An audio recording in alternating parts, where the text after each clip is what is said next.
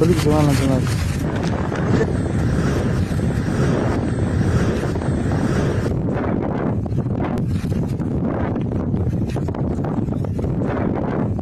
aan ku soo koobo wararkii ugu dambeeyay iyo warar degdeg ah oo ka imaanaya dhinaca Somaliland waxaan ugu horeyn fiirinayaa magaalada Laascaanood Faysal Cabdi Bootaan iyo raggii Somaliland ka tirsanaa ee u xirxirnaa ciidanka maamulka Waqooyi Bari ayaa la soo warinayaa in intooda badan ay xanuunsanayaan. Faysal Cabdi Bootaan oo shalay laga helay cod sir ah ayaa waxa uu muujinayaa in xanuuno daran ay ku sugan yihiin ciidanka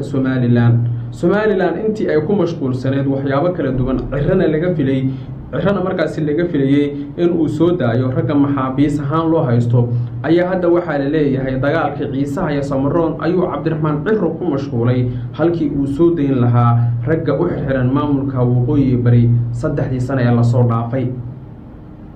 393 maxbuus ayay gacanta ku hayaan maamulka Waqooyi Bari oo ka tirsan ciidanka Somaliland waliba waxay u badan yihiin beesha habar jeclo oo la filayo inay dhawaan qaadato go'aan aad u weyn haddii aan si degdeg ah loo sii deyn Faysal Cabdi Bootaan. Faysal Cabdi Bootaan codkiisa waxaa laga dheehan karay dareen xoogan oo halkaasi ka jira iyo in ay xaaladdu hadda marayso meel allow sahal ah. dadka khubarada ah ee arrimaha la socda waxay leeyihiin codkii laga helay Faysal Cabdi Bootaan iyo ragga ciidamada Somaliland ah ee leeyahay way xanuunsanayaan dabcan waji kale ayay u yeelaysaa xaaladda Somaliland oo waxa la arki doonaa wax foolxun wixii hore uga dhacay gobolka Sool yacni in Somaliland ay duulaan qaado ama in cuntooyinkii iyo daawooyinka laga jaro maamulka uu hogaamiyo Cabdiqaadir Firdhiye ee lagu eedeynayo inay xilligan takoorayaan dad rayid ah gaar ahaan ragga ay gacanta ku hayaan ee ciidanka Somaliland.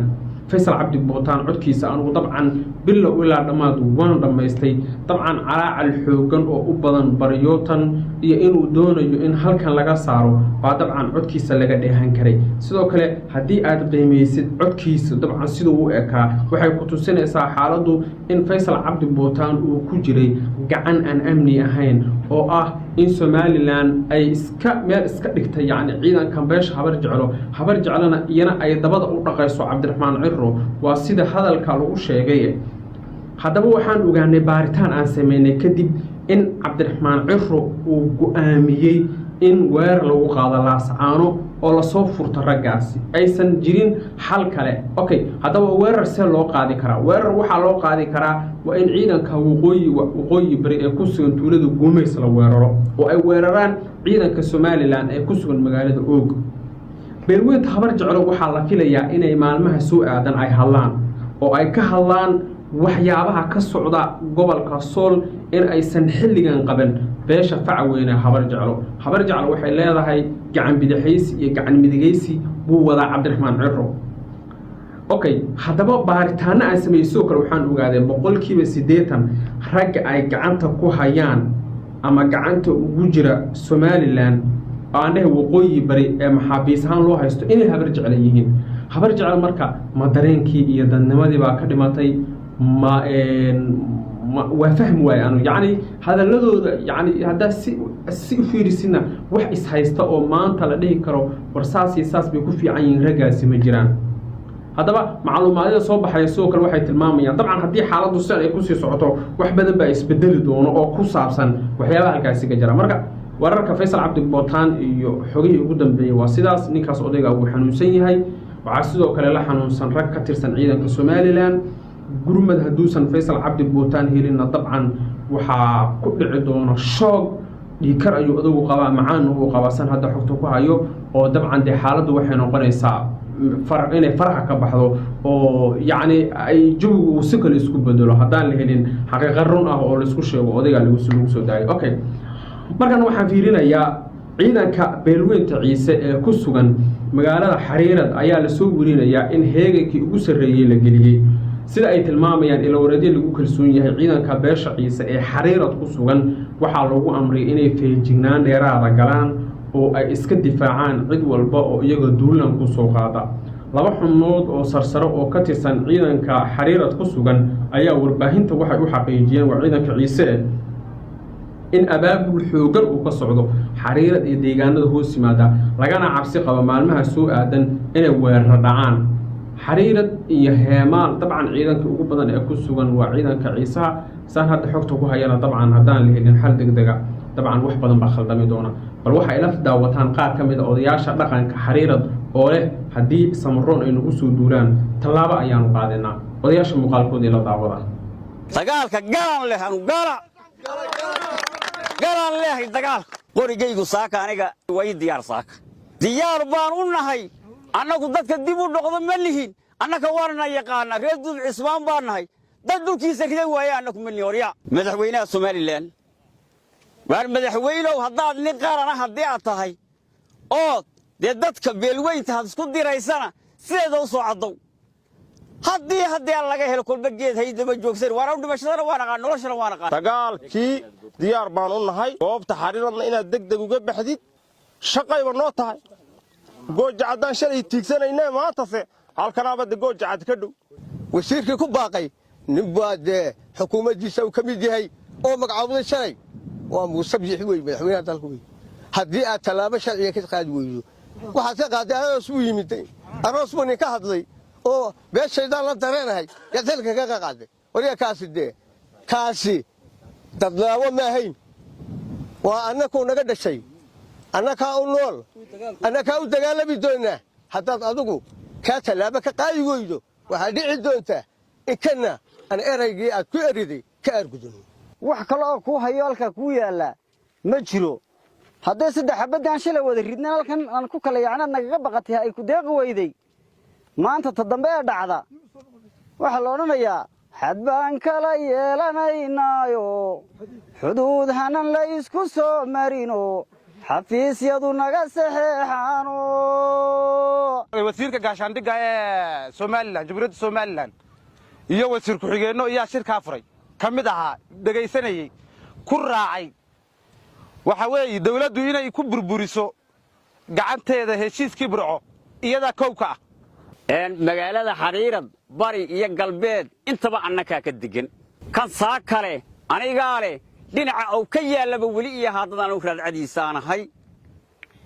waran meeshii aanu dhalannay u dhibannay weey maadaama uu qaxootinimo shalay haw ku yimiday saakana dagaal uu cilaaminayo oo ku dhawaaqay oo u qabtay magaalada xariirad bil waxaan leeyahay war ii soo dedejiyo 15 cisho iiga dhig baan anugu leh 15 cisho iiga dhig halkaad adu bisha ka qabatay 15 cisho iiga dhig haddaad 15 ka cisho haddii laga dagaalka aad ku ridi weydana dhabarkii ciise eed shalay adiga jabiyay aniguna waxaan leeyahay berri haddii dagaalka aad ridi weydo ood codkaana soo dhigtay anaa u diyaara annakaana galayna una diyaarsanna haddaan nahay beelweynta reer duub cismaan haddii aan nahay waddanka sidii ha u yimiday ee qaxootiga ku ahaa ee u soo galay ee shalay uga keenay dhegego waa inuu uga noqdo weeye haddii uu noqon waayo oo nabadgelyada iyo haddii laga helo baruurta iyo biyaha aan siiyay dan u noqon weydayna annaka dagaal diyaar u ah subax saaka annaka diyaar u ah jinna ninkii keenay baa bixi annakaana keenay barbari ninkii beertay gubtay boqornimadii aan shalay aan sodohda ahayn madaxweynaha ku ahayn ayaa ku keenay shalay annakii magaca reer duub cismaan ah annakii baana saakana saarayna diyaar baanan u nahay inaan dagaal iyo xabad iyo nin waliba wixiisina u diyaarsan yahay qorigaygu saaka aniga dhalinyartii hawlgelinta nin walba waxaan jirtay way diyaar saaka wayna ii diyaarsan yihiin waana ii diyaar saaka dhimashaduna waa xaq weey cambada iyo beeraha anaa de iigu taallaa anaa dee beertay carruurtaydun baa dhaxalkeeda le berri kii dhinta haddaan ay noqdaan iyakum baa dee yeelan xariiradse nin ii daba fadhiista mooyaane nin haddii laga helo iigu taliya waan ka dhimani haddaan reer duub cismaan haddaan ahay waan ka dhiman ilaa lughaya ilaa saylac waan ka dhiman cidda saaka iigu talisa waan ka dhimanaya waaya waxay haddii Soomaaliland bay noqotay madaxweynaha Soomaaliland waar madaxweynow haddaad nin qarana haddii aad tahay ood dee dadka beelweynta had isku diraysana sideeda u soo caddow haddii aan laga helo kolba geed haydaba joogsan waana dhimashadana waan aqaan noloshana waan aqaan kolba wasiira soo dir waxa weeye taana waxaan leeyahay Muuse Biixi haddii aad gacantaada wax kaga qaban weydo wasiirka gaashaandhigga haddii aad gacantaada wax kaga qaban weydo ee dagaalka ku baaqay ee reeraha haddii laga helo isku diray gacanteeda wax ka qabanayna diyaar baan u nahay annagu dadka dib u noqdo ma lihin annaka waarna yaqaana reer Duub Cismaan baan nahay dad dhulkiisa riday waaya annagu ma lihin saaka adna leedahay waa ad leedahay saaka waan kula leeyahay bil hadii qabanayso nin aad dhulkiisa riday waaya aanu meesh sabaroona waxaan leeyahay beelaha garabkayga iyo mataanta bahabar celi gaalan leeyahay dagaalka gaalan leeyahay anu gaalan leeyahay dagaalka reabtige oo dagaalkii oo noogu baaqay diyaar baanu u nahay dhalinyaro dhan inay camalba u tahay iyay diyaar u tahay shalay hiigsanaysa gooja cadda inay tagto dee maanta halkan aba gooja cadda noqotay abti daadaaba noogu baaqay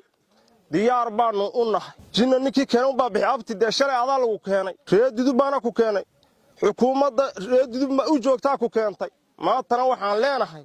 kuwii ku keenay unbaa ku bixin dee abti maxamed aadan dayl baa jooga dee maanta halkii axmed xaaji taagnaa maanta maxamed aadan dayl baa jooga hogaamiyayaashu kama dhammaan reer kaloo xumaano dagaalkii diyaar baan u nahay goobta xariiradna inaad degdeg uga baxdid halkii ay biyo baadba ku yeelaan digatay dee abti waa dee kale waa meelaad garanaysid waa inaad halkii iska tagtid abti dagaalkaad ka soo qaadid waxaanu ku leenahay abti dagaal waxba yaan la iskugu baaqi waxba yaan la iskaga cabsiini nabaddu way macaan tahay hadday markuu cito annagana waa noo camal bay noo tahay nin camal noo sameeyey shaqayba noo tahay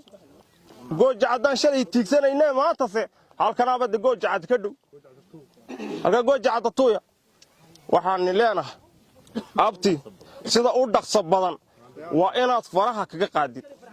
assalaamu calaykum waraxmatullaahi wabarakaatu baaqaa hadirteeni sida uu idiin geli dooniyo siduu inila xumaan doono waa la wada og yahay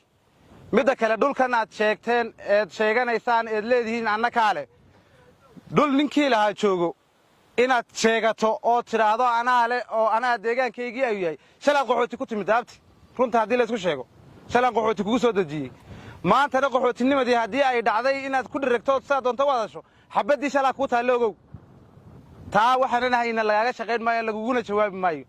waxaana ugu horeeya ee baaqa uunu diraynaa wuxuu yahay Muuse Biixi Cabdi madaxweynaha Soomaaliland golihiisa wasiirka gaashaandhigga ee Soomaaliland Jamhuuriyadda Soomaaliland iyo wasiir ku-xigeenno iyo shirka furay kamid ahaa dhagaysanayay ku raacay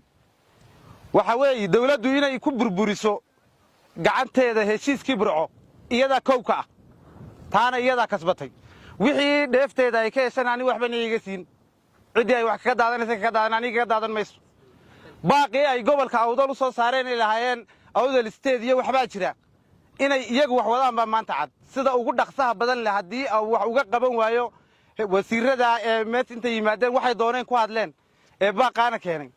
hadii tallaabo sharciga laga qaadi waayo waxa noocad waan ognahayna oo meesha muuqata in farta ay wado madaxweyne Muuse Biixi Cabdi iyo wasiirada hadii la qaban waayo talabaad waxa weeyaan wasiir hadlay shalay oo aroos ka hadlo yiri dareenka dadkayga la mid ahay oo ka hadlay ayaa markiiba la qabto lagu eeriyay kana shir buu qabanaya wufuudii reerahuna isku diraya dabka halka ka shidmaya cidda colaada hurisayna waa wasiirka gaashaandhigga hadii aan nahay dhalinyarta beesha Duub Cismaan gaar ahaan degmada xariirad cid aan u daba fadhiisanaynay ma jirto samaroonu wada deegaankeeda waa la wada leeyahay laakiin annaka iskale dhiigeegi baana ku daatay yeelana cid aan u daba fadhiisanaynaa xeradeeda ma jirto anigu dadkii samaroon hadii qaybta samaroon ay tahay salaada lagu xidhanayay baan ahay hadii aan xogogaal kale u noqdo waxaan ka hadlayaa nimankan ku baaqaya imika colaada iyo dagaalka anigu xogogaal weyn baan ahay xogogaalkaan ahayna waxa ka mid ah horta anigu dhibaato aanan annagu isyeelinaba gaarinba totalba markaan beeshan xariirad ka hadlayo dhibaataan anaku isyeelin meema gaadhin ninkii 6 hablood iyo 3 oday cabdulqaadir ka soo qaaday shixnada ah ya ka soo qaaday dhagago ugu fariin diray cabdulqaadir ugu yimaadeen xariira sida shixnada ay sida ku beeranto anigoo ka raacayna dad jacayl iyo abti jacayl iyo wada deganaasho ayaan ahay horta anigu waa noolahay maantana ya maantana waa noolahay halka waxa ka muuqda nimankii hogaamiye dagaalka ya aniga la igu tiriyaa oo kamida koow halkan bay joogaan yaadana yar tooba keenan doonayni abtiina yar tooba keeno ayaan doonayni laakiin imika waxa uu egtahay inaad tooba sheeg aad nagu wadaan haddii laakiin aad wanaagii iyo wada noolaashihii iyo nabadii iyo wixii aan ahay ee tacabka ka galay anaa tacab ka galay kama gelinin ciisi anaa kugu tabcay anaa ku keenay xariirad ya inaad tahay xariirad aniga aan heblaayiye ha ka baxaan iyo reehbel horta waa abaalkaygii aniga hadlayo way aniga hadlaya waa abaalkaygii way marxaatina waanu haystaa kama faanayo waxba faanay tari maayo hadalaya dhamaan taas waxay ku egtahay dabeesha ciise aniga waxay iga dhan tahay dagaalkii ay ku baaqday wasiirkii ku baaqay nin baad xukuumaddiisa uu ka mid yahay oo magacaabay shalay waa Muuse Biixi way madaxweynaha dalka way haddii aad talaabo sharciga ka qaadi weydo waxaad ka qaaday aroos u yimid aroos buu ka hadlay oo beeshaydan la dareenahay yadalka ka qaaday wariga kaasi dadlaawo ma ahayn waa annaku naga dhashay annaka u nool annaka u dagaalami doonaa haddaad adigu ka talaabo ka qaadi weydo waxaa dhici doontaa ikana an eraygii aad ku eriday ka argudano waxa weeye ciisow haddaad go'aan ku gaadhay inaad la dagaalantay Gadabuursi war ka kala Gadabuursi oo reedudub oo qabiilka u hooseeya yacnaha abtirsiinta halka u hooseeya yaala saaka dhaafi kareenba kaasa diyaar ku oo dhaafi kareen dagaalkii u dambeeyay shalay ka dhacay taariikh buu lahaa tii aw lahaana halkii lagu geeyo waad garanaysaa shalayna rayaala ku soo kaxeeyo xariir dib ku keenay de maantana dib u guuranaad adigu tiraa wada waan ku furay yani dib u sii guur inaad adigu tiraa wada waan ku furay anigu laakiin haddaad moodayso raggii reerka u soo halgamay inuu ka dhamaaday wuxuun baa ku biiray qorigu haddaad moodayso inuu naga dhamaado Soomaaliland u dhamaay aqalka dhexdiisa ku dhaxalaysta waxaan ku wax mid ka daadiyuu leeyayba wax kale oo ku hayo halka ku yaala ma jiro hadday 3 xabadaan shalay wada ridnaan halkan aan ku kala yaacnaa naga baqatay ay ku deeq weyday maanta tadambe dhacda waxa la oranayaa xad baan kala yeelanaynaayo xuduud hanan la isku soo marino xafiisyadu naga saxeexaano halkan waxa shir jiraayid kaga hadlaya beelweynta reedudub ee deegaanka xariirad in badan baan dagaal soo galay waan la isgaranayaa kii u dambeeyay ee nu joognay shalay qoxoteed waxaad ka tagtay shalay markuu cinacigaal waa kii yidhi dadigama maqno waa kii yidhi ninkii soo raray wuxuu ahaa ina rayaale ee ku keenay xarad ee ku dejiyey shalay ku dejiyey oo qoxootinimo kaa soo raray Itoobiya kuwaad mahadnaqna wadayaa saa kale ka guur waan ku rarayaa ma dhaacayso dalkayaga beerahayaga dunyada midba kama guuri karo xaradna cid ma fadhiisanayn ba horta xisaabo deegaan maxaad ku leedahay xaradaad sheeganayso marka waxa weeye dagaalkii aad ku baaqday diyaar baan ku nahay waxa weeye haddaan beelweynta reedudub ilaa tasamaroon diyaar baa lagu yahay ayuuna gobolku inoo kala dhicin hadday ballantaadu been noqotana annagaa diyaara annagu dhul laga maqan yahay